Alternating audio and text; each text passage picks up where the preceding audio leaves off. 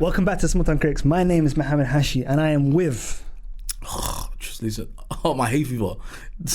But why can't you just do a normal intro, bro? Cause my hay fever's killing me. My ears are blocked. All right, as you can see from the thumbnail, we are doing Mountainhead, the HBO movie from the writer and director of quite a few of one of the best TV shows in the last, I want to say 10 years. Who directed this? Huh? He directed as well. J.C. Armstrong, he wrote it and directed as well. Yeah. And yeah, we're going to kind of get into it. Before we do that, please like, comment, subscribe, hit that bell notification. You know what I'm saying? Again, get them views up, get them comments up again. You know what? I want to shout her out. Nicole Williams. Okay. In the comment section, really, really smart, insightful kind of like observations from the episodes. Whenever we say, "Yo, give us your top 5," she's out here giving the top 5s, giving an alternative top 5. You know what I'm saying? Stuff like that. A couple recommendations as well. So shout you out. Obviously, amazing stuff. We've kind of replied back to you as well now. So, yo, keep it coming. You know what I mean? Not just Nicole, we need everyone else to do the same. You know what I'm saying? 100. Okay. Now, Mountainhead. All right. I'm the one who tasked Triz with watching this. He was like saying, why do you keep on doing this to me? Why do you always make me watch these kind of very, very high-heady kind of intellectual shows? I'm like, what are you? Be quiet. Anyway, so, Triz, first of all, did you watch the film? Yes, I watched the film. Okay, good. And second of all, bro, you start us off. What do you think? I'll be honest with you, mine's going to be very, very quick because I just don't understand it. Don't understand it. Okay, all right, go on. That's it. I don't understand it. I don't know what I'm watching. It's like highbrow tech billionaire savvy kind of I don't know, man, like a niche kind of comedy, which I just don't get. I don't get these comedies that are like, they're funny, but they're only funny to certain people, if that makes sense. Okay. Like, just make a joke, then I can laugh with you. Do you know what I'm saying? Kind of like Ted Lasso, innit? I wouldn't say it's like Ted Lasso at all, bro, because this is like, it's very dialogue heavy, this film, and it's like, I mean, there's a lot of taking the mick out of, like, I guess the normal person kind of thing, where and they're kind of, you know what I mean, on the upper levels of the world, you know what I mean? They're like, oh, I could just make a quick call to the president, and they're like, oh, to the president? Well, everyone's got a direct line to the president, do you know what I'm saying? Things like that. And so I guess, yeah, for me personally, it's not my kind of film, so I was kind of, but the reviews are so good, everyone's saying that it's amazing, you know what I mean? What did you think of the characters? Carell playing like the kind of grandfathered billionaire. Is he a billionaire? Was he not? He's a billionaire. He's a billionaire. He's a billionaire. He was cool.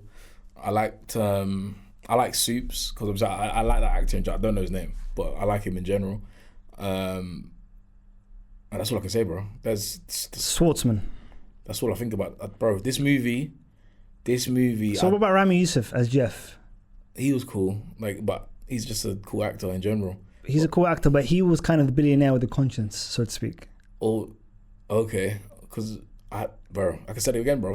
I don't understand this movie. So you didn't get the guy who played Venice.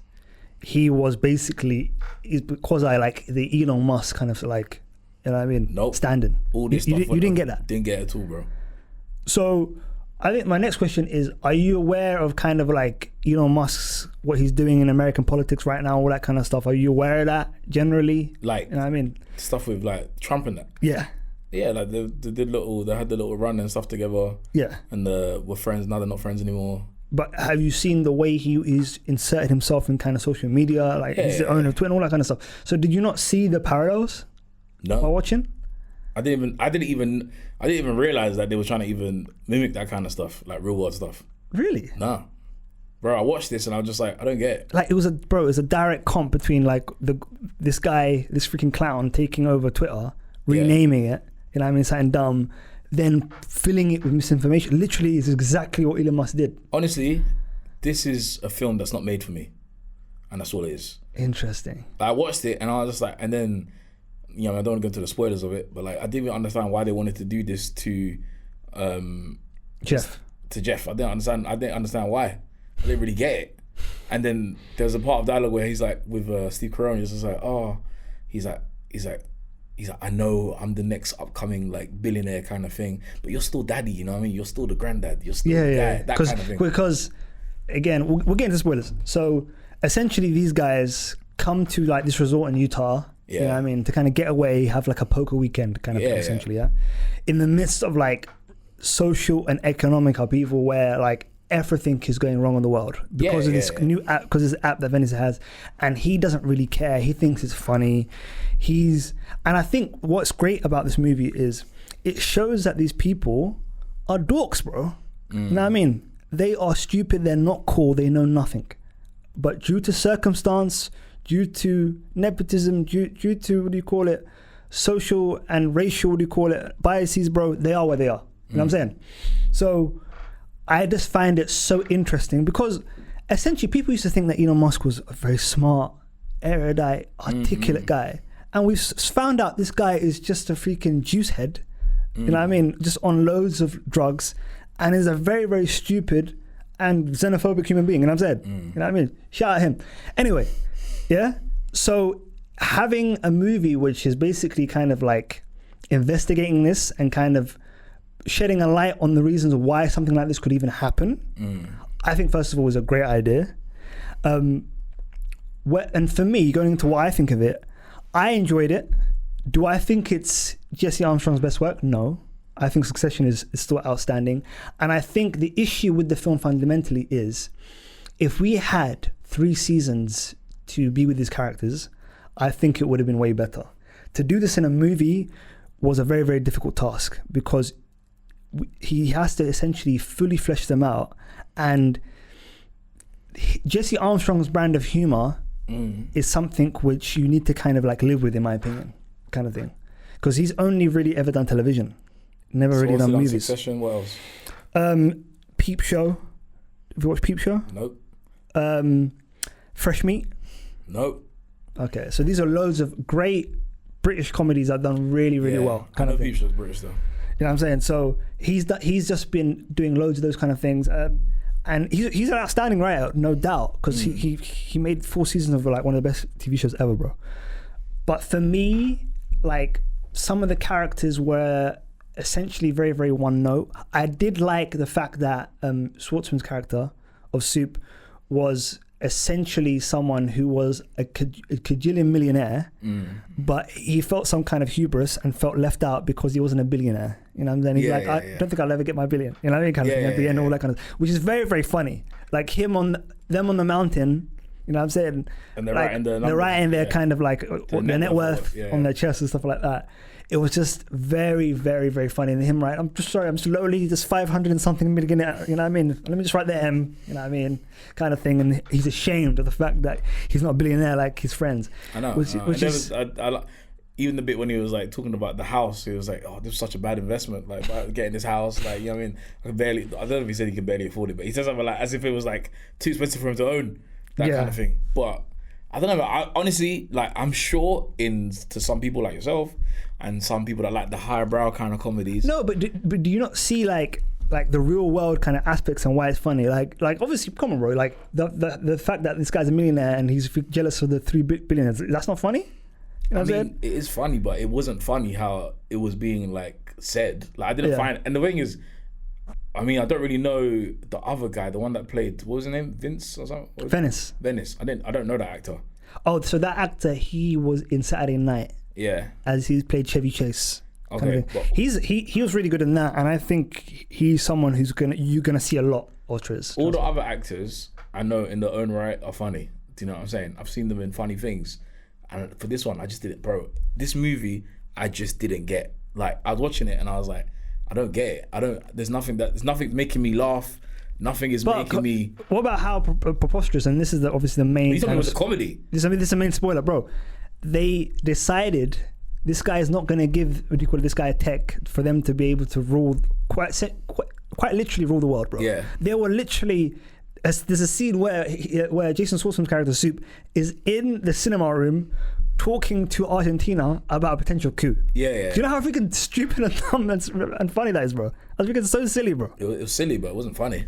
Bro, the whole situation of it, kind of thing. You didn't like just how absurd it is, bro. I don't think that's my kind of humor, bro. Honestly. Fair enough. Honestly. Fair enough, bro. But like I'm very surface level, you know what I mean? But the fact, Hangover. The Hangover is an outstanding film.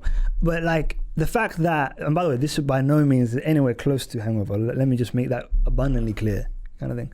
But the fact that this guy is not giving them the AI tech, let's kill him. You know what I mean? Do you know how that's ridiculous, bro?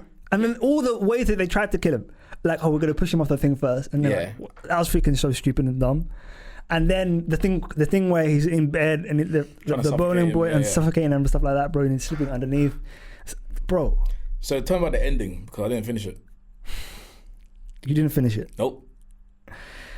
Essentially, they made a deal with the guy to not kill him, and basically, they didn't kill him, and they were in the process of getting what they want. And essentially, Steve Carell's character, who's someone who's fighting his mortality, as you already know from the start of the film, he was someone who wanted to kind of do this, like to increase his net worth, because obviously in the movie he literally is like leapfrogged by the Rami Youssef character, Jeff, because of everything that's happening, his net worth goes up and he goes above him into like the 60s, into 60 million. So 60, I think it was 63 million, I think it was, or something like that. And remember when he's doing the kind of like the toasting and he goes, just enjoy it, kind of thing, and like it's like yelling, you know what I mean, kind of thing, because he feels like he's taking the mick out of them. And the movie just essentially just ends with them. They're about to they're gonna do the deal, and they're not gonna kill him,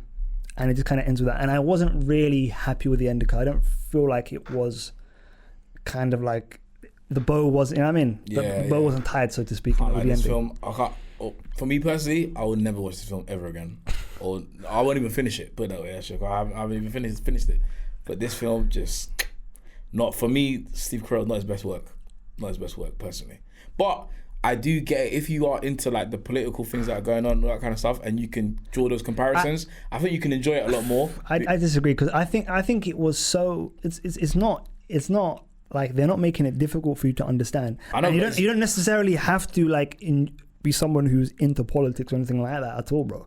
Like, I don't think you have to be, but we're living in a world that we're seeing stuff like this all the time. I know, but it was like a satire, and for me, it was maybe it was too on the nose satire, or like definitely was on the nose, yeah. Like maybe because I didn't find it funny. I wasn't finding anything funny. You know what I'm saying? Which was weird because all the actors are genuinely funny. I wasn't finding them funny, and it's like, and I'm one of those people though that are like, you know, when you see someone that does like same with forgot his name, but you know the guy that plays Better Call Saul, Bob Odenkirk. When he did Nobody, I was like, how am I going to take this guy serious? Because I've only seen him do comedies or something, or genuinely quite funny, and I took it very seriously. You know what I'm saying? It was a great film in the end, but this one, bro, not for me. I couldn't not recommend this enough. That's hilarious, bro. For me, I enjoyed the film. Do I think it's Jesse Armstrong's best work? No.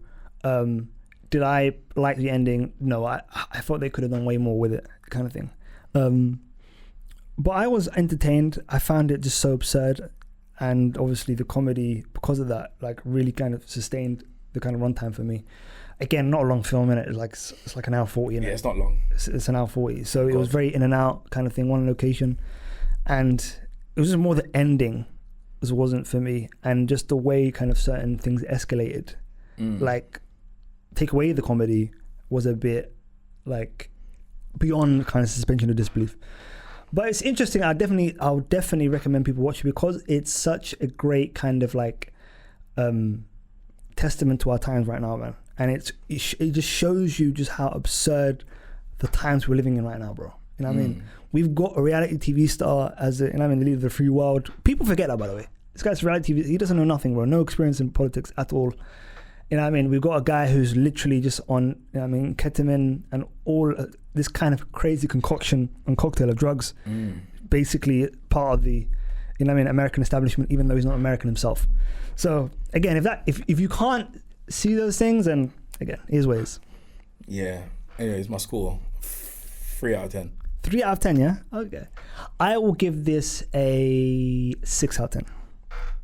So yeah. Fair enough. Anything else to add Nope. to your favorite film of the year? Nope. Nope. Boring. All right, guys, please let us know what you think in the comment section below. Did you like it? Do you see kind of Triz's points? Because I do see where you're coming from, bro. I really do.